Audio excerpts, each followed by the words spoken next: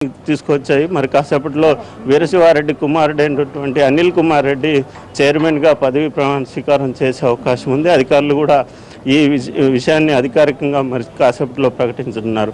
మొత్తానికి చూస్తే తెలుగుదేశం పార్టీ దెబ్బకు వైఎస్ఆర్ కాంగ్రెస్ పార్టీ జిల్లాలో మొదటి దెబ్బ తగిలిందని చెప్పుకోవచ్చు. ముఖ్యంగా వైఎస్ జగన్మోహన్ రెడ్డికి సొంత జిల్లా అయినటువంటి కడప జిల్లాలో వైఎస్ఆర్ కాంగ్రెస్ పార్టీకి ఇలాంటి జలకివ్వడం ద్వారా భవిష్యత్తులో కూడా మరిన్ని స్థానిక సంస్థల్లో తాము కైవసం చేసుకునే దిశగా వార్నింగ్స్ ఇస్తున్నట్టు తెలుగుదేశం పార్టీ ఇప్పటికే తమ నాయకుల ద్వారా స్పష్టం చేయడం జరిగింది. మొత్తానికి వైఎస్ఆర్ కాంగ్రెస్ పార్టీకి ఊహించని విధంగా దెబ్బకొట్టినటువంటి తెలుగుదేశం పార్టీ కార్యాచరణ అయితే తెలుగుదేశం పార్టీ ఎత్తులు భవిష్యత్తులో కూడా మరింతగా దూకుడుగా కొనసాగితే వైఎస్ఆర్ కాంగ్రెస్ పార్టీ మరిన్ని పదవులు పోగొట్టుకునే అవకాశం ఉన్నట్టు సూచనలు కనిపిస్తున్న నేపథ్యం.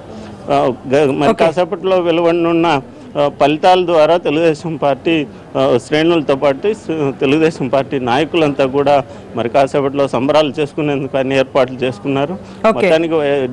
Thank you very much Lakshman, thank you very much సమాచారం అందించినందుకు.